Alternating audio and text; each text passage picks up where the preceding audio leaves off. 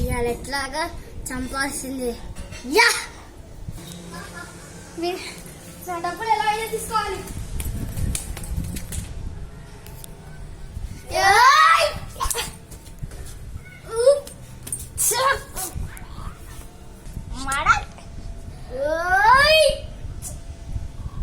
పడు.